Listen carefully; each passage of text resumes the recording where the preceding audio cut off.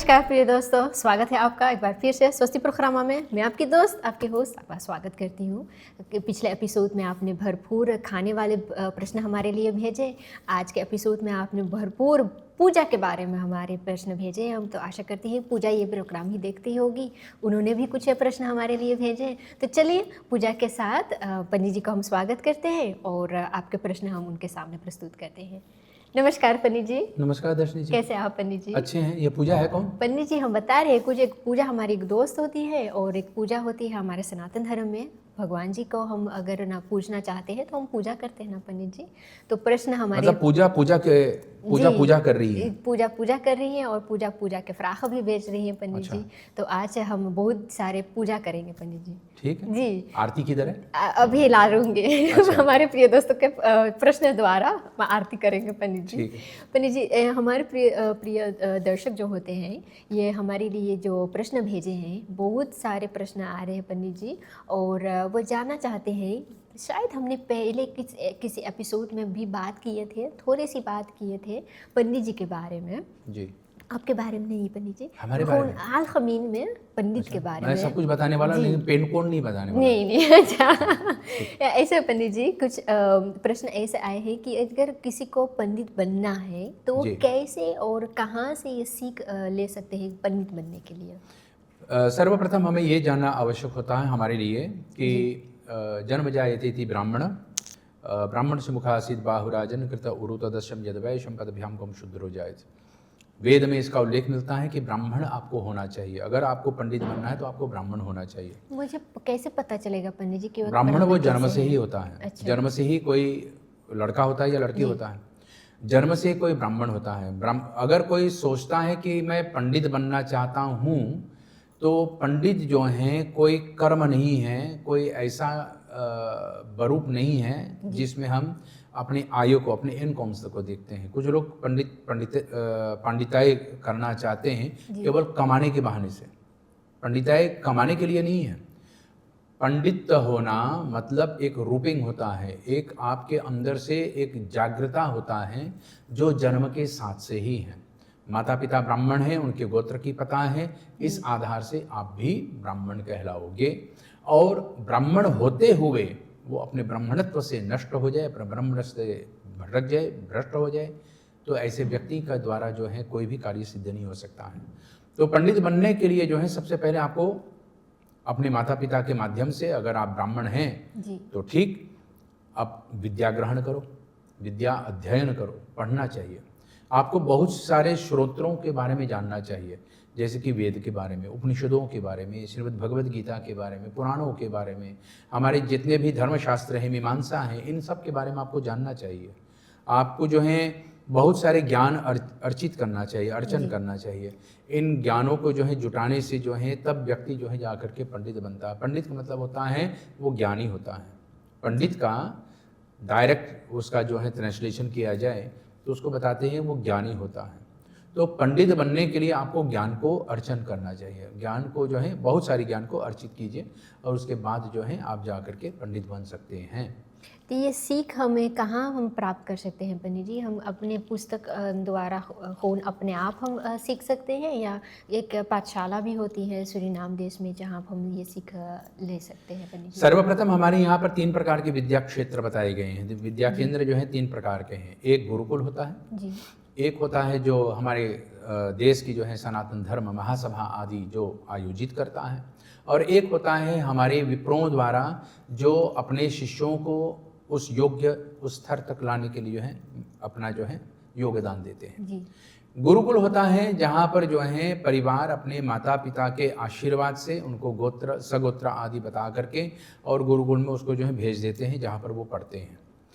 और वहाँ पर पढ़ते पढ़ते उसको जो है जाकर के समस्त विषयों को ऊपर जो है, जैसे ज्योतिष हुआ, धर्मशास्त्र हुआ, कर्म कांड हुआ, प्रवचन हुआ, श्राद्ध विधि आदि हुआ, इन सब का जो है उन्हें ज्ञान आदि पढ़ाया जाता है। फिर उसके बाद वो उस योग्य बनता है। तो गुरुकुल के माध्यम से जब वो गुरुकुल की जो है शिक्षा को संपन्न कर लेता है तब जा कर के वो पंडित बन सकता है। वहाँ पर गुरुकुल में उसको जो है घोषित किया जाता है, कोई डिग्री आदि मिलता है या ऐसे ही कोई अनरजिस्टर्ड वाला जो है कोई गुरुकुल होता है, तो वहाँ पर भी आपको जो है घोषित कर देते कि भाई हम यहाँ पर तुम्हें ये प्रमाण पत्र दे रहे हैं, आज से तुम हमारे शिष्य हो और हमारे शिष्य होने के नाते से तुम आज के बाद जो है कर्मकांड बाहर आदि कर सकते हैं। ऐसा नहीं कि हर कोई कर्मकांड कर सकता है, कोई अपने घर पे अपने ही पूजा करना चाहते हैं, स्वयं पूजा करना चाहते हैं तो उसके लिए अलग बात है। लेकिन अगर पंडित बनना है तो पंडित बनने के लिए आपको जो है 3 सूत्रों में जाना है। एक तो गुरुकुल, या तो हमारे यहाँ पर जो सनातन धर्म महासभा है उसके अंतरिक्ष में, उनके निर्देश में कुछ विद्या केंद्र होता है, कुछ ज्ञान का जो है पाठशालाएँ होते हैं, वहाँ पर आप जा कर के ज्ञान को अर्जन कर सकते हैं। तो वहाँ पर हमारे सभापति आदि जो होंगे, वहाँ कर सभा सदस्यगण जो होंगे, तो आपका जो है पूरा नाम लेंगे, गोत्र लेंगे, कहाँ से हैं, माता पिता का नाम लेंगे, आपके पूर्वज में कितने लोग पुरोहित रहे, कितने लोग पुरोहित नहीं हैं, काहे के आप पुरोहित करना चाहते हैं, ये सब जो है प्रश्न आपसे किया जाएगा। कुछ लोग केवल धन के लिए पुरोहिताई करना चाहते हैं, तो ऐसे लोगों को जो है धन के लोभ में नहीं बिठाना चाहिए। जो धन के लोभ में पुरोहिताई करता है वे जो हैं स्वयं नष्ट हो जाते हैं और उनको भी नष्ट कर देगा। तो ऐसे लोगों से जो है सावधान होना चाहिए। पुरोहिताई करना मतलब जो है औरों के भला करना, औरों के कल्याण करना, इसलिए परोहित इति पुरोहित, जो औरों के कल्याण के लिए मेहनत करता है। यानी कि वहाँ पर अपने आप के लिए नहीं, औरों के कल्याण के लिए। पहले हमारी जनता जो है, हमारे जजमान जो हैं, उनकी कल्याण की कामना करना चाहिए, ना कि उनके लिए हम गड्ढा खोद दें और वो और परेशान हो जाए। ऐसा नहीं, उनकी जो है कल्याण के लिए हमें कार्य करना होता है, यही पुरोहिताई होता है। तो ये हमारे जो है सनातन धर्म के केंद्र से निरीक्षण में, उनके निरीक्षण में ये सब कार्यक्रम संपन्न होता है। एक तीसरा कक्षा होता है, जैसे मैं भी अपने घर पे कुछ ब्राह्मणों को पढ़ाता हूँ और उनको उस योग्य उस स्तर तक लाता हूँ ताकि कि वो आगे में चल करके कर्म कांड को कर सके, सनातन धर्म के विधियों का पालन कर सके। और वो भी उन्हीं लोगों को मैं पढ़ाता हूँ जो सगोत्रीय ब्राह्मण हैं, जो जन्म से ब्राह्मण हैं और जो अपने वंश की न केवल परंपरा को परंतु सनातन धर्म की विधियों का जो है पालन करने के लिए उद्यत रहते हैं, अग्रसर रहते हैं। तो ऐसे लोगों को भी पढ़ाते। तो एक तो गुरुकुल, एक तो सनातन धर्म से, और एक जो है अपने पंडितों के माध्यम से, पंडितों के घर पे जा करके वो स्वयं भी इस ज्ञान को अर्जन कर सकते हैं। बहुत अच्छे पंडित जी, अगर ऐसे भी होते हैं तो क्या पंडित जी को जो पुरोहित होते हैं, क्या उनको अनुमति है शादी करने की? बिल्कुल जी। अगर वो विवाह नहीं करेगा जी तो उनका जन्म से बच्चा कहाँ से आएगा? हमारे यहाँ कहते हैं कि आप जन्म से ब्राह्मण हैं, यानी कि आपके पिता ब्राह्मण हैं, माता भी ब्राह्मण है। और अगर माता पिता ब्राह्मण हैं और उसके बाद आपके यहाँ पर संतान होते हैं तो वो ब्राह्मण के ही संतान कहलाएगा। लेकिन अगर उनके यहाँ संतान नहीं और मैं किसी एक लड़के को जो है यूं ही सड़क से लेकर के बोल दिया कि बेटा तू बैठो और आज से मैं तुम्हें कर्मकांड सिखा रहा हूँ, जबकि मुझे उसका नाम, उसका स्रोत, उसका गोत्र आदि कुछ पता नहीं है जी। इसलिए उनके विवाह करने के पूर्ण अधिकार हैं, जिससे जन्म जायेति ब्राह्मण संततः कृतार्थे जन्म कृत्वा रथम चम यद भवे तस्यास्तम चम तत्सुभे। यानी कि वहाँ पर अपने ही माध्यम से उस बच्चे को जन्म देने के बाद संस्कारित बना सके और संस्कार के माध्यम से सनातन धर्म का जो है उत्थान कर सके। बहुत अच्छा पंडित जी, क्योंकि ऐसे ये बात चल रहा है कि पंडित जी को एक्चुअली पंडित लोगों को चाहिए कि विवाह ना करे क्या? भाई जिसने ये प्रशंसा ली है, कहा देखो हमारे यहाँ पर जो है 3 प्रकार के ऐसे ब्राह्मण को बताए गए हैं। एक जो है गृहस्थ में चला जाता है, एक जो है गृहस्थ होते हुए भी वानप्रस्थ को प्राप्त कर लेता है, और एक बाल्य अवस्था से यानी कि ब्रह्मचर्य पालन करते करते तुरंत संन्यास में चला जाता है जी। तो हमारे यहाँ पर जो है एक जो है ब्राह्मण अपने वंश को बढ़ा करके उसमें जो है जो बच्चे होते हैं उनको संस्कार दिला करके ज्ञान आदि पढ़ा करके पुरोहित बना देते हैं। एक होते हैं जो केवल ज्ञान अर्चन करके और अपना जीवन यूँ टहस नहस कर रहे हैं, अपने जीवन को व्यतीत करते हैं।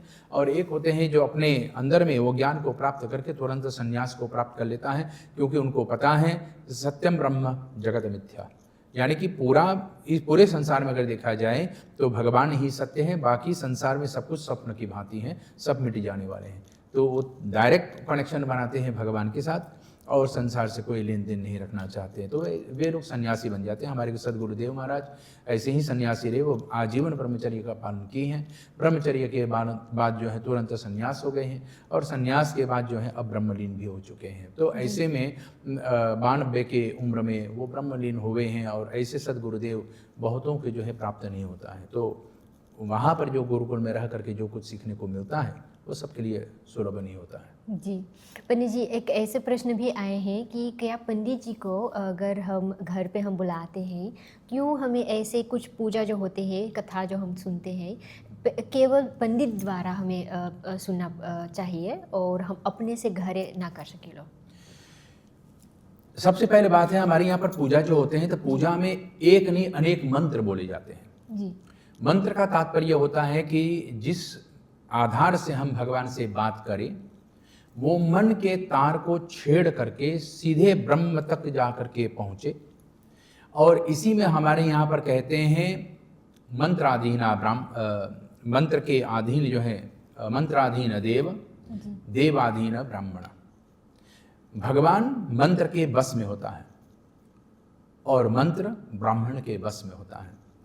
एक मंत्र को बोलने के लिए कम से कम शुद्ध उच्चारण करना चाहिए, ठीक से बोलना चाहिए। जैसे हम कहते हैं पूजा के एंड में हम लोग बोलते हैं ओम शांति शांति शांति, लोग ऐसे बोलते हैं, जबकि उसका सही उच्चारण है ओम शांति ही शांति ही शांति ही, क्योंकि पीछे में विसर्ग लगा हुआ है। अब हम लोग कहते हैं शांताकारम भुजग शयनम पद्मनाभम सुरेशम विश्वाधारम गगन सदृशम होना चाहिए। लोग कहते हैं सदृश क्या कहते हैं गगन सादृशम, सादृशम कहते हैं, ये गलत हो गया। तो मंत्र में जो है शुद्ध उच्चारण होना चाहिए। अक्सर लोग इसी बात को सुन करके भी अपना लेते हैं और कहने लगते हैं कि सादृशम, यानी कि भगवान अदृश्य हो जाता है। यहाँ पर सदृशम, जो सत्य भाव से दृश्यमान होता है उसी को सदृशम कहते हैं।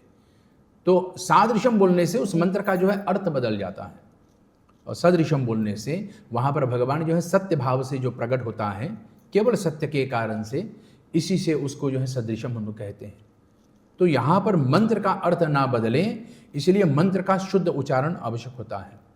तो अपने घर पे पुरोहित के द्वारा पूजा कराने से ऐसे योग्य पंडित को बुलावे जो पढ़े लिखे हैं, जो मंत्र को ठीक से बोलना जानते हैं, जो ठीक से उसका उच्चारण भी करता है, जिससे उस मंत्र का अर्थ भी आपको प्राप्त हो, उसका फल भी आपको प्राप्त हो। और यहाँ पर लोग कहते हैं ऐसी एक प्रार्थना भी आती है, श्लोक इसमें थोड़ा सा मैं भूल रहा हूँ, नाशयते सर्वरोगाणाम। वहाँ पर लोग कुछ लोग कह देते अनाशय, अनाशय। तो अनाशय मतलब वो रोग जो मिटना चाहिए वो ना मिटे, वो अनाशय हो गए। और नाशय सर्व, तो वहां पर जो है नाशय सर्व रोग आदि व्याधा दूरी थी। तो वहां पर ये हम कहते हैं कि वो सब रोग बीमारियां, वो सब बंधन जो हैं, जो हमको रोक रहे हैं भगवान से मिलने के लिए, वो सब मिट जाए, ये प्रार्थना होता है। लेकिन जब हम कह दें अनाशय, तो भाई हमारे पास मुसीबत के मुसीबत बैठे ही रहें और भगवान भी मुझे ना मिले। तो इसलिए अपने घर पे एक योग्य पंडित को बुला करके, पंडित माने ज्ञानी, एक ऐसे योग्य ज्ञानी को बुला करके उसके माध्यम से पूजा कराने से तब हमारा प्रार्थना सीधे भगवान तक जाते हैं, और उसके माध्यम से, उसके द्वारा वो यज्ञोपवीतधारी हैं, वह यज्ञोपवीतधारी हैं। इसके लिए तात्पर्य होता है कि वो यज्ञ करने के अधिकारी हैं, और यज्ञ करने का अधिकारी होने के नाते से वो हमारी आपकी प्रार्थना सीधे डायरेक्ट भगवान तक पहुंचा सकते हैं। वो हमारे आपके लिए जो है ब्रिज का काम करता है, कभी इस पार कभी उस पार, लेकिन पार कराने में वही हमारा सहायता करता है। जी पंडित जी, आपने जैसे बताया है कि अच्छा क्यों हमें पुरोहित को घर पर, ज्ञानी को घर पे बुलाकर पूजा करना चाहिए, लेकिन हमारे एक प्रिय दर्शक हैं, वो कहते हैं कि उन्होंने सदा से ही घर पे अपनी ही पूजा उन्होंने अपने ही किए हैं, लेकिन आजकल उनकी लीफते जो होते हैं वो घटती है, और वो उम्र तो सदैव घटता है, उम्र तो घटती ही जाती है, लेकिन स्वास्थ्य भी उतना अच्छा नहीं चल रहा है, और वो पूजा भी नहीं कर सकते हैं, और उनके बच्चे जो होते हैं वो पूजा भी नहीं करेंगे। शायद उनको ये फॉर्मूडन आवे है वो दर्शक वो जानना चाहते हैं क्या वो ये पूजा वो जैसे करते आए हैं तो जिंदगी भर अपन पूजा वो करते आए हैं वो मांगे स्थगित करे मांगे स्टॉप करे en omdat hij al ook weet dat zijn voorkinderen of kleinkinderen dat ook niet die puja nog door hoe gaan blijven doen. Dus is het mogelijk dat hij kan stoppen met de puja dan doen?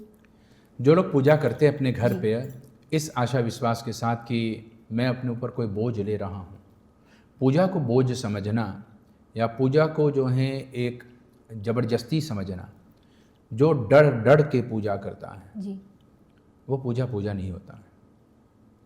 उस प्रार्थना को भगवान भी सुनता नहीं है। पूजा जो है दिल से किया जाता है, भावना से किया जाता है, प्रेम के साथ किया जाता है। पूजा के तात्पर्य होता है कि हम भगवान से डायरेक्ट कनेक्शन बना रहे हैं, तुरंत भगवान से बात कर रहे हैं। इसलिए हमारे यहाँ पर पूजा में एक विशेष प्रक्रिया आता है जिसको हम लोग कहते हैं प्रार्थना। तो कहते हैं आप हाथ में फूल लीजिए और भगवान से प्रार्थना करें। लेकिन यहाँ पर यजमान क्या करते हैं, हाथ में फूल लिया लेकिन मांगने का लिस्ट भी सामने रख दिया, सुख संपत्ति सब घर आवे। अभी आरती हुआ नहीं लेकिन सुख संपत्ति सब घर आवे। वहाँ पर मांगना शुरू हो गए कि भगवान हमारे ये देखना, हमारा वो देखना, हमारा घर को देखना, हमारे बच्चों को देखना, हमारे परिवार को देखना, वो सब मांगना शुरू हो जाता है। भगवान से हम केवल प्रार्थना कर सकते हैं, हमारे भाग्य में जो होगा वही परमात्मा हमें आपको देगा। इसलिए हम केवल प्रार्थना करें और प्रार्थना के आधार से हमें आपको सब कुछ की प्राप्ति होता है। तो एक ये, दूसरा ये है कि अगर वो अपने घर में आप सोच रहे हैं कि हमारा बच्चा, हमारा बेटा या बेटी जो भी हैं, हमारी इस पूजा को आगे लेकर के नहीं बढ़ेगा, नहीं करेगा, तो क्या मैं इस पूजा को यहीं पे एकदम से फुल स्टॉप लगा दूं, इस पूजा को यहाँ पर स्थगित कर दूं, एकदम से समाप्त कर दूं, आज के बाद ये पूजा नहीं करूँगा? तो हमारे यहाँ पर धर्मशास्त्र ये कहते हैं कि पूजा के तात्पर्य ये होता है कि भगवान का सेवा करना, और भगवान की सेवा इस भाव से करें कि जब हमसे ना बने, पूजा का मतलब है कि हम भगवान का चिंतन कर रहे हैं जी। तो भगवान से नाता जोड़ो और भगवान की चिंतन करो। और चिंतन करते करते इतना चिंतन बढ़ जाना चाहिए कि एक दिन हम ना करें तो भगवान को भी चिंता हो जाए, भाई ये तो रोज आने वाला था, आज क्यों नहीं आया। जैसे आपके घर के सामने से कोई रोज ऐसे जा रहा है, तो रोज आप देख रहे हैं वो आज जा रहे हैं, लेकिन एक दिन आपके घर के सामने से नहीं गया तो आपको लगे भाई ये कहाँ चला गया, क्या हो गया इसको। ठीक भगवान से हमारा आपका जो है सेम टू सेम रिश्ता होता है, सेम टू सेम हमारा आपका जो है बिल्कुल वही नाता होता है कि भगवान भी अब सोचने लगते हैं कि भाई ये तो हमें नहीं बुला रहा, चलो मैं देखूं ये कहाँ है। तो जिस समय हम बूढ़े अवस्था होने के कारण से भगवान का सेवन ना कर सकें, उस समय भगवान हमारी आपका चिंतन करना शुरू कर देता है। इसलिए अपने जीवन में ये आदत बनाइए कि हम भगवान की जो है सामने बार बार जाए, भगवान को रिझे, भगवान को बार बार छेड़े, भगवान को बार बार परेशान करे, बार बार भगवान को जो है सेवा करे, हाथ पैर दबाए, गला ना दबाए, हाथ पैर दबाए। और भगवान की ऐसे सेवा करने के बाद एक दिन जब हम ना पहुँचे तो भगवान को भी चिंता हो जाए कि भाई आज ये नहीं आया, आज चलो मैं देख लेता हूँ। तो आप जैसे बता रहे हैं पंडित जी, जब तक सांस है जब तक आप कर सकते हैं, आप अपना पूजा कीजिए, और जब ना हो पाएगा तो भगवान अपने बहुत चालाक है आप भगवान अपन देख लें। हाँ, बहुत चतुर हैं आप, इस बात को सही पकड़े आपने। जब तक शरीर में बल हैं और बुद्धि में दम है, आप भगवान का चिंतन सेवन करते रहिए।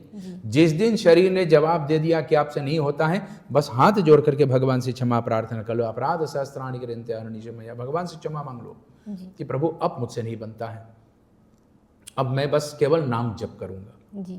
तो आप कहीं भी बैठे रहो, भगवान का नाम लिया करो। नाम जप से बढ़कर इस संसार में कोई दूसरा पूजा नहीं है।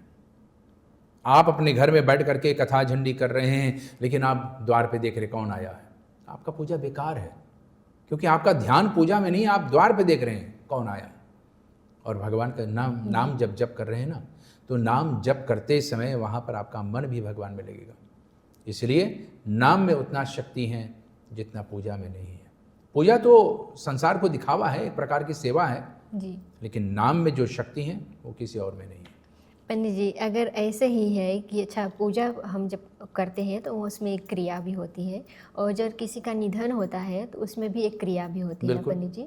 और अगर दोनों क्रियाओं को हम अगर देखें तो क्या पंडित जी को ये अनुमति है या ये वो कर सकते हैं क्योंकि ऐसा हुआ है, एक पंडित जी ने एक श्राद्ध क्रिया करने के लिए पैसे ही ऐस किए हैं पंडित जी। अच्छा, क्या वो ऐसे भी कर सकते हैं पंडित जी? बिल्कुल नहीं करना चाहिए। और हम भक्त जन फटप्लेखवाती देवे के पंडित जी के बिल्कुल नहीं। एक तो दुख के घर है जी, वहाँ पर दुख है, संकट है, और वहाँ पर जो पुरोहित जाते हैं और उनसे मांग करते हैं कि भाई आपको मुझे इतना रुपए इतना पैसा देना चाहिए तब मैं आपका कार्य कराऊंगा, ऐसे लोभी पंडित से जो है काम नहीं कराना चाहिए। हमारे धर्मशास्त्र कहते हैं पंडित वही कहलाता है जो लोभी नहीं है, जो क्रोध नहीं करता, जो मोह नहीं करता, जो काम वासना में लिप्त नहीं रहता है, और जो किसी को देख करके ईर्ष्या करे, ऐसे ब्राह्मण को अपने द्वार पे कभी नहीं बुलाना चाहिए। तो ब्राह्मणों के अंदर में इतना गुण भी होना चाहिए कि वो लोभी ना हो, वो क्रोधी ना हो, वो कामी ना हो, वो ईर्षक भी ना हो। वो अगर हैं तो भगवान को भक्त हैं, भगवान से मिलाने वाला हो। श्राद्ध में विशेष करके और कोई पूजा में पंडित को अपना जो है कीमत नहीं मांगना चाहिए। हालांकि धर्मशास्त्र में बताए गए हैं कि पंडित अपना दक्षिणा मांग सकता है, दक्षिणा मांग सकते अपना दक्षिणा मांग सकता है कि भाई जजमान मुझे दक्षिणा दो। अब दक्षिणा में जजमान क्या देगा आपको, वो जजमान के ऊपर है। आप अपना दक्षिणा मांग सकते हैं। इसका सही उदाहरण मिलता है जब भगवान शंकर माता पार्वती के साथ सोने के लंका जब बने, रावण ने भगवान शंकर को देना चाहा, तो भगवान शंकर माता पार्वती बैठे और शंकर जी के सामने उस सोने की लंका के पूजन स्वयं रावण कर रहे हैं। तो रावण से माता पार्वती ने बोला कि भगवान शंकर के जितने भक्त हैं अपना अपना दक्षिणा मांगते हैं, रावण तुम भी मांगो। रावण ने बोला माँ आप जो भी दे दे मुझे स्वीकार है, लेकिन हट बस यहाँ पर माँ उनके मन की बात को जानते थे जी। और जानने के कारण से माँ जो है हट करते हुए उनसे पूछा कि तुम बताओ तुम्हें क्या चाहिए। रावण ने बोला कि मुझे ये सोने की लंका दे दो, जबकि वो सोना की लंका जो है भगवान शंकर को देना चाहते थे। रावण के अंदर में ये रहा कि अगर भगवान शंकर इस सोने के लंका के अंदर में रहेगा और लंका को मैं मांग लूंगा तो पूरे लंका शंकर सहित मैं दक्षिण भारत में लेकर के चला जाऊंगा, भगवान मेरे साथ उधर रह जाएगा। ठीक है, भगवान हमसे दूर नहीं होगा फिर। परंतु यहां पर जो लोभवश हम मांग रहे हैं, जो मांगोगे वही मिलेगा, उससे ज्यादा नहीं मिलेगा। उन्हें सोने के लंका प्राप्त हो गए लेकिन शिव प्राप्त नहीं हुआ। इसलिए मांगना जो है आपका अधिकार है, लेकिन देने वाला जो है वही तय करेगा कि आप कितने योग्य हैं, कितने सामर्थ्य हैं, आपको कितना मिलना चाहिए। और यहाँ तक ये भी व्यक्ति को जानना चाहिए, उस पंडित को भी जानना चाहिए कि अमीर है या गरीब है। दुख में किसी को ऊपर दुख नहीं देना चाहिए, दुख के अवस्था में किसी और को जो है कुछ और ऐसे परेशानी नहीं देना चाहिए। वहाँ पर जो आपको मिले वो परमात्मा ने पहले से तय की है कि आज की आमदनी आपका इतना ही होगा। देने वाला भगवान होता है, आप मांगने वाले कौन होते हैं। इसलिए वहाँ पर भगवान तय करता है कि आपको इतना मिलेगा और इतने में संतोष रखो। ज़्यादा मांगोगे अपना ही नाम बेचोगे, अपने आप भी गिरोगे, लेकिन साथ साथ में सभी पंडितों को भी बदनाम कर जाओगे। इसलिए वही कर्म करें जिससे आपका उद्धार हो और बाकी के भी उद्धार हो। तो इस परिस्थिति में तो पंडित जी तो हम दूसर पंडित भी ले सकिलो अपन श्राद्ध क्रिया जिसका निधन हुआ है उनका श्राद्ध क्रिया करने के लिए, चाहे वो पंडित हमारे कुल के पंडित हैं। कुल का पंडित मतलब वो सारे काम जो परिवार के होते हैं वो जनरेशन ऑफ जनरेशन वो ही पंडित करते आए। पूरे कुल में वही काम कर रहे हैं, ऐसे ही पंडित को तो लेना चाहिए, क्योंकि आपके घर की परिस्थिति के प्रत्येक संकट जो होते हैं प्रत्येक परिवार के बारे में वो जानता है, तो ऐसे ही पंडित को लेना चाहिए। अच्छा, अगर ऐसे आप कहते हैं ऐसे ही पंडित जी को लेना चाहिए, लेकिन वही पंडित जी ने पैसे मांगे पंडित जी, तब हम क्या करें? धीरज धर्म मित्र अरुणारी, आपत्ति काल परखयों चारी। रामायण में यह प्रसंग आता है कि धीरज, इंसान के अंदर में धैर्य कितना है, धर्म, आपके अंदर में धर्म से लगन कितना है, मित्र, यहाँ पर मित्र कहते हैं पुरोहित को, यहाँ पर मित्र कहते हैं अपने घर के सगे संबंधियों को, यहाँ पर मित्र कहते हैं आपके जो दोस्त आदि हैं, आपकी पराइयों को। तो ये मित्र जो हैं, और नारी, घर की जो है, जो आपकी पत्नी है, आपकी बहनें हैं, माता हैं, इन सबको आपत्ति काल परखियों चारी, जब मुसीबत आता है तभी इन चारों की जो है असली जो है कीमत सामने आता है। तब पता चलता है कि आपके दुख में, आपके संकट में कौन साथ देता है। आपके दुख के समय जिसने गले पे छुरी रख दिया और बोला कि मुझे इतना चाहिए, समझ लो आपका हितैषी नहीं है। पुरोहित का अर्थ होता है जो आपका कल्याण करे, और जो आपको और दबा के रख दे वो पुरोहित नहीं होता है। ऐसे लोगों से सावधान रहें। जो लोभी पंडित हैं उनसे सावधान रहें। अगर वही पंडित आपसे ये ऐसा मांग कर रहे हैं तो आप पंडित जी से हाथ जोड़ करके बोल दो कि पंडित जी अगर आप कर सके तो कीजिए, जितने मेरे कमाई में होगा, जितने हमारी आमदनी होगा उसी आधार से मैं आपको दूंगा। या तो आप उससे कम नहीं करना चाहते हैं तो इसको हम धंधा नहीं, सौदा नहीं बनाना चाहते हैं, हम कोई और पंडित से अपना कार्य करा लेंगे। उस समय आपको जो है चतुर होना चाहिए और आपके पास ऐसे पंडित भी होना चाहिए। तो फिर आप 3 काम कर सकते हैं। आप सनातन धर्म महासभा से बात कर सकते हैं, या अपने आने जाने वाले कोई ऐसे पंडित को जानते हैं वहाँ से बात करें, या आपके गांव में कोई मंदिर है और मंदिर में वहाँ जो पुजारी हैं, वहाँ के जो पंडित हैं, उन सभापति से जो है बात करके ऐसे पंडित को जो है नियुक्त कर लो जो आपके इस कार्य में हाथ लगा सके।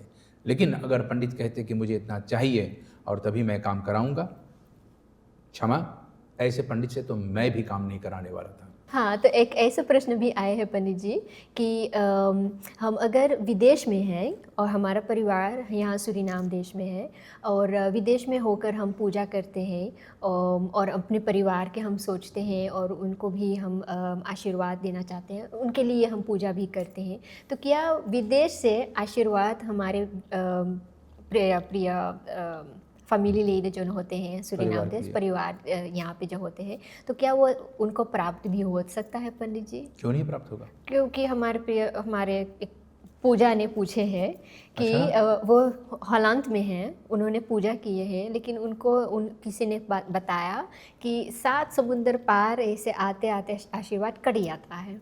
किसने बोला? उन्होंने कुछ पूछे पंडित जी, पता नहीं कहाँ से कहाँ वो कुछ लोगों ने बता है दिए, तो वो चिंता कर रही हैं वहाँ पे कि वो पूजा करती हैं, वो प्रार्थना करती हैं अपने परिवार के लिए यहाँ सूरीनाम देश में, और उनके पास ये उनकी प्रार्थना पहुँचती नहीं है। आप अपने पूजा से एक बार पूछना जी। वो दुनिया के किसी भी कोने में बैठे हैं और किसी को याद कर रहे होंगे, तो उस व्यक्ति को जो है जिसको वो याद कर रहे हैं हिचकी आएगा। भले वो 7 समुद्र पार करके क्यों ना आएगा, तो उसका हिचकी कट जाएगा क्या? बंद हो जाएगा? वो तो आएगा ना। जी। दूसरा ये है कि भगवान जो है कहते हैं क्षीर सागर में रहता है, बिल्कुल समुद्र के भीतर में ही रहता है। तो भगवान का आशीर्वाद हमारे तक पहुंचते पहुंचते कैसे नहीं कटता है? तो भगवान का आशीर्वाद नहीं कटा तो हमारा आशीर्वाद, भगवान भक्त के वश में होते हैं। अहम न वसामि वैकुंठे, अहम न वसामि योगे हृदय, योगियों के हृदय में नहीं रहते हैं। कहते मैं वैकुंठ में नहीं रहता, मैं योगी के हृदय में भी नहीं रहता हूं, मैं वहां पर रहता हूं जहां पर मेरे भक्त मुझे याद करते हैं। तो भगवान सबके पास हैं, सबके साथ रहते हैं। आशीर्वाद कभी कटता नहीं, प्रार्थना कभी कटता नहीं, भले समुद्र बीच में है वो नहीं कटता है। इसलिए हमारे धर्मशास्त्र में ये भी लिखा है कि सच्चे मन से अगर किसी के लिए आप प्रार्थना कर रहे हैं तो वो प्रार्थना उस तक जरूर पहुंचेगा। और अगर आप सच्चे मन से किसी को आशीर्वाद भी दे रहे हैं तो बीच में भले वैतरणी नदी क्यों ना आ जाए, सबसे महान और सबसे कठिन नदी यही है जिसको हर व्यक्ति को पार करना होगा। भले वैतरणी नदी क्यों ना आ जाए, 7 समुद्र की पार करने की मैं बात ही नहीं कर रहा हूँ, वो आशीर्वाद आप तक पहुँच ही जाएगा। तो ऐसा नहीं कि मैं हॉलैंड में हूँ या भारत में हूँ या अमेरिका में हूँ या कहीं पे भी हूँ और यहाँ सूरीनाम में बैठे हुए हमारे परिवार उनको ये आशीर्वाद ना मिले। आपको आशीर्वाद निसंदेह मिलेगा। वो समुद्र के बीच में आने से नहीं कटता है, भले आकाश बीच में आने से वो नहीं कटता है। या आप सोच रहे हैं कि हमारे आशीर्वाद के बीच से एक प्लेन जो है क्रॉस कर गया, हमारे आशीर्वाद को काट दिया, कतई नहीं, वो नहीं कटेगा, वो आपको आशीर्वाद प्राप्त ही होगा। अच्छा, तो आशीर्वाद फैंटेसी वर्ल्ड में नहीं जाते हैं कि जहाँ वो कट जाता है? बिल्कुल नहीं। जी। और पंडित जी एक ऐसे प्रश्न भी आए हमारे, एक माता जी ने पर ये प्रश्न हमारे लिए भेजे हैं और वो बता रही हैं कि उनकी संतान जो होती है वो बीमार थे और अस्पताल में से वो अब डॉक्टर ने प्रदान कर दिए हैं, उन्होंने बता दी है कि वो मदद नहीं कर सकते हैं और वो जानना चाहती हैं अगर वो कुछ क्या ऐसे कर सकती है, कोई पूजा कर सकती है, कथा कर सकती है कि उनका बच्चा जो होता है अगर वो उनका समय आ गया है वो जाने वाले हैं, वो क्या और कर सकती हैं कि वो आराम से, शांत से वो इस दुनिया से जाए पंडित जी? बड़ी दुखद परिस्थिति है। भगवान ऐसी स्थिति कभी किसी को ना दे कि माता पिता के होते हुए उनके बच्चे उनके सामने से जाए। अवश्य में इस बात को जानना चाहिए कि अगर किसी का अंतिम समय आता है तो वहाँ पर लंबा चौड़ा पूजा करने की आवश्यकता नहीं है। वहाँ पर आपका जो है तुरंत डायरेक्ट कनेक्शन बनता है भगवान से। ऐसे में जैसे आप बता रहे हैं उस बच्चे के बारे में कि यहाँ के वैद्य ने चिकित्सालय में, हॉस्पिटल में उनके प्रति जो है हाथ ऊपर कर दिए हैं कि अब हम कुछ नहीं कर सकते हैं। तो यहाँ पर जो है केवल हम प्रार्थना कर सकते हैं और भगवान से प्रार्थना यही करें कि इनकी जो है अंतिम श्वास जो हो तो मंगलमय हो, इनका श्वास जो है परमात्मा में जा करके लगे, क्योंकि श्वास जब छूटे तो इनकी जो है अच्छी गति हो और भगवान जो है परिवार को धैर्य शक्ति बढ़ावे जिससे भी इस महान दुख से पार बार हो सके। तो ऐसे हमें ये प्रार्थना करना चाहिए। साथ साथ में लोगों को ये जानना चाहिए कि अगर किसी के अंतिम क्षण है, अंतिम बेला है, तो आप इधर उधर भटकिए मत। जितना समय आप उसके साथ बिता सकते हैं उसके साथ बैठ कर के भजन कीजिए, नाम कीर्तन कीजिए, भगवान का नाम लीजिए, उसका हाथ थाम लो, उसका हाथ पकड़ लो और उससे बातें करो ताकि उसका ध्यान जो है मृत्यु की ओर नहीं जाए, भगवान की ओर जाए। अच्छे अच्छे बातें करो, धर्म की बातें करो, भगवान के बारे में बातें करें। उनसे ये भी चेतना रूप में बात करें कि भगवान का नाम लेने का वो प्रयास करें। ऐसे जो है करने से उस मृतक सैया पे पड़े हुए उस व्यक्ति का जो है उद्धार भी होता है, परिवार को जो है शक्ति भी प्राप्त होता है और उनकी आत्मा जो है उत्तम गति को भी प्राप्त होता है। तो यहाँ पर यही करें और अगर हो सके अभी समय हो तो उनके हाथ से जो है एक दान जरूर कराए, जिसका जहाँ यहाँ पर हमारे यहाँ धर्मशास्त्र में म्रियमाण दान बताए गए हैं। म्रियमाण दान मतलब जो है जो मरण सैया पे जो पड़े हुए हैं, किसी भी समय उसका मृत्यु हो सकता है, तो उसके हाथ से जो है कम से कम नमक, काला तिल, उन्न वस्त्र यानी कि रुई और जिसको हम लोग वॉल भी कहते हैं, ऐसे ऐसे जो हैं पदार्थ अन्न को दान करने से उनके हाथ से संकल्प करा करके दान करा दो, किसी के हाथ किसी को भी दे दो, जिससे उसका उत्तम मार्ग यानी कि यम मार्ग की ओर जाना हो तो उसके लिए सुलभ हो सके, अच्छा हो सके। जी पंडित जी, ऐसे कोई ऐसा दूसरा उपाय भी ना है कि बच्चे की जान हम बचा सके, चाहे डॉक्टर ने हाथ खड़े कर दिए हैं? पंडित जी, है ऐसे उपाय हैं। उसके लिए जो है हमारे धर्मशास्त्र ने बताए हैं, महामृत्युंजय मंत्र का जाप कीजिए। महामृत्युंजय मंत्र को जाप करने से व्यक्ति का जो है मृत्यु टाला जा सकता है, लेकिन सावधान, उसका मृत्यु केवल टाला ही जा सकेगा, उसका रोग नहीं टले जाएंगे। महामृत्युंजय मंत्र जाप करने से जो है उसके लिए हम लोग प्रार्थना करते हैं कि धीरे धीरे उसका रोग भी अच्छा हो, लेकिन ये भी ध्यान में रखें कि इस मंत्र के जाप करते करते वो ठीक तो हो ही जाएगा, लेकिन उतना ही समय लगेगा जितना परमात्मा निर्धारित करते हैं। वो हमारे आपके बस में नहीं है। परमात्मा चाहेगा तो ठीक हो जाएगा, परमात्मा चाहेगा तो अपने पास ले लेगा। प्रार्थना करना हमारा अधिकार है, उसका फल जो है परमात्मा स्वयं देने वाला है। तो यहाँ पर जो है भगवान से यही आशा रखें कि मैं केवल प्रार्थना अपना जो है आपके चरण में रखता हूँ जी। आप जिस प्रकार से चलाना चाहे आप चलाइए, जो भी होगा आपकी कृपा से होगा, जो भी होगा अच्छा ही होगा। अगर अच्छा होगा तो या तो ये व्यक्ति अच्छा होगा या तो उसका जो है मार्ग भी अच्छा होगा। ऐसे भगवान से हम लोग प्रार्थना कर सकते हैं। एक होते हैं संजीवनी मंत्र जी। संजीवनी मंत्र को पाठ करने से, उसके जाप करने से, उसके विधिवत हवन करने से, घी और शहद को मिला करके हवन करने से व्यक्ति अगर एकदम मृत शैया पे क्यों ना हो उसको जो है ठीक किया जा सकता है। लेकिन इसके लिए जो है बहुत कठिन परिश्रम करना पड़ता है। ये साधारण पूजा नहीं, साधारण अनुष्ठान नहीं है। इसके लिए जो है बहुत से प्रयास करना चाहिए और कम से कम प्रतिदिन थोड़ा सी घी और शहद उस व्यक्ति के मुख तक पहुंचाने के जो है सब लोग प्रयास करना चाहिए। तो हाँ, अगर कोई इतना ज़्यादा बीमार है उसको ठीक किया जा सकता है।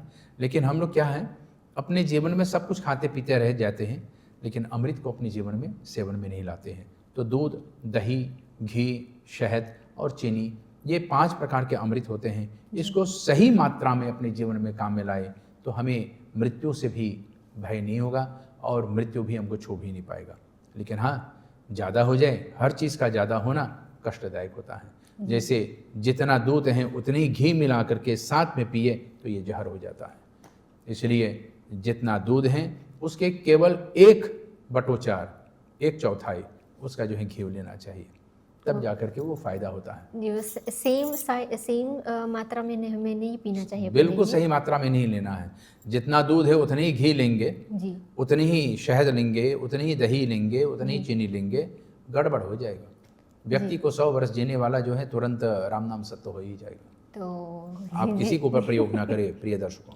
ये एक्सपेरिमेंट बहुत भारी पड़ जाएगा ना पंडित हाँ, जी। कभी मत करना, जी जी कभी मत करना। जी पंडित जी, अब जैसे आप बताए हैं, अच्छा पूजा प्रार्थना करने से तो एक व्यक्ति का अच्छा भला भी हो सकता है, नहीं हो सकता है, होता है। बिल्कुल। और क्या हमें भी इसमें समय भी देखना पड़ता है पंडित जी? कौन से समय पे हम किस तरह से प्रार्थना करें और किस तरह से कौन पूजा हम करें पंडित जी? देखो, सबसे पहले बात यह है कि अगर कोई संकट में है या कोई आपके मन में इच्छा है तो इच्छा अनुसार जो है, अगर संकट वाला है तो संकट के निवारण करने वाला पूजा बताए गए हैं। ऐसे हमारे यहाँ पे दुर्गा सप्तशती में अनेक अनेक प्रकार के उपाय बताए गए हैं। संपुटित पाठ कर सकते हैं, या तो देवी जी का जो है विशेष मंत्र है जिसका जो हम लोग पाठ कर सकते हैं, जप कर सकते हैं, हवन कर सकते हैं। सर्वबाधा विनोर्मुक्तो धन धान्य सुतान्वित मनुष्यमत प्रसादेन भवसिद्धिन संशय, या सर्वबाधा प्रशमनं त्रैलोक्याखिलेश्वरी एवमेव कार्यम अस्मद्वैरि विनाशनम, या तो फिर रोगान से सामनपहंति तुष्टा रुष्टा तो कामम सकलाम इष्टम इत्यादि इन मंत्रों का जो है हम लोग अपने जीवन में उतार सकते हैं और इन्हीं के आधार से प्रार्थना कर सकते हैं। जो आपके मन में है उसी के आधार से ये मंत्र होता है, उसी के आधार से इसका फल भी होता है। कोई संकट में है तो संकट निवारण वाला मंत्र होता है, कोई सुख में है तो उसके लिए सर्व मंगल मांगल्ये शिवे सर्वार्थ साधिके इत्यादि इन मंत्रों के आधार से भी उनके लिए प्रार्थना किया जा सकता है।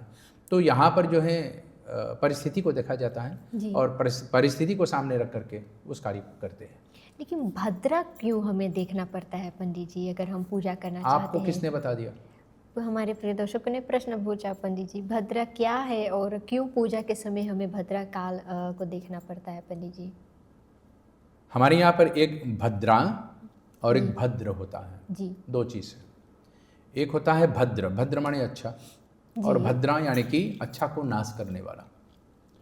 भद्रा को जो है अलक्ष्मी भी बताए गए हैं। अलक्ष्मी यानी कि लक्ष्मी की दूसरी बहन, जिसको हम लोग चांडाली देवी भी कहते हैं।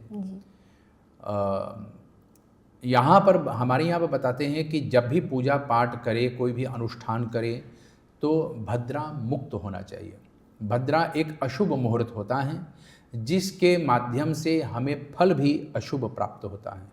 इसलिए जब भी पूजा करें तो केवल ये न देखें कि भैया हमारा डायरी जो है आज का दिन खाली है, चलो मैं पूजा करा देता हूँ। लेकिन अगर उस दिन लुम्बक है, मृत्यु योग है, काल योग है, या तो भद्रा योग है, उस दिन ये पूजा नहीं करना चाहिए। वह दिन शुभ नहीं होता है। भले आपकी जन्म की तारीख क्यों ना हो और आप सोच रहे हैं कि मान लीजिए आपका 1 तारीख अप्रैल का है और आप सोच रहे हैं कि 1 तारीख अप्रैल का जो है मैं दुनिया भर को जो है उल्लू बनाऊंगा और उल्लू बना करके मैं अपने घर पे भी पूजा करूंगा। लेकिन उस दिन का जो है आपका जन्मदिन है और उस दिन भद्रा भी है, तो आप ये कर नहीं सकते हैं। हम देखते हैं अक्सर अग्नि का वास कहाँ है और पूर्णाहुति करते हैं, लेकिन पूर्णाहुति करते समय अगर भद्रा योग भी आ जाता है तो वो पूर्णाहुति करने योग्य समय नहीं होता है, तो वहाँ पर पूर्णाहुति नहीं कर सकते हैं जी। इसलिए भद्रा के समय किया हुआ कर्म जो है हमारे लिए अनिष्ट होता है, हानिकारक होता है। और भद्रा मुक्त यानी कि जब भद्रा ना है, ऐसे समय पे उस कार्य को करने से हमें तत्काल हमारे कर्म का फल मिलता है। आज अक्सर लोग कहते हैं कि पंडित जी मैं इतना पूजा किया हूँ लेकिन आज तक मुझे ये फल नहीं मिल रहा है, क्यों? इसका कारण 3 हो सकता है। या तो हमारा मन भगवान में ठीक से नहीं लग रहा है, या तो हम भद्रा के समय पर पूजा कर रहे हैं, या तो वहाँ पर हमारे पंडित जी ने कुछ चूक कर गए जिसके कारण से हमारी प्रार्थना भगवान तक नहीं पहुँचे हैं। ऐसा नहीं कि भगवान नहीं सुनता, भगवान सबका सुनता है, लेकिन जिस तरह से बोलोगे उसी तरह से वो फल भी देगा। इसलिए बोलने वाला, करने वाला और जिस समय कर रहे हैं इस पर जरूर ध्यान रखें। बहुत अच्छा पंडित जी। और अगर हम फिर से भी ध्यान रखें पंडित जी, तो शायद हमारे भद्रकाल भद्र मुक्त हमारे समय पे भी हो गया पंडित जी। मतलब भद्रा के समय आ गया, भद्रा के समय भी हमारा आ गया जी। हमारे प्रोग्राम में भी एक भद्रकाल होते हैं पंडित जी।